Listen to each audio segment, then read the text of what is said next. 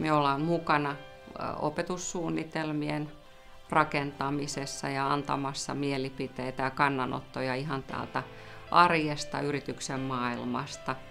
Otetaan paljon oppilaita työssä oppimaan tätä varsinaista työtä tänne liikematkatoimistoon. Ja sitten käytetään oppilaita paljon myös erilaisissa projekteissa.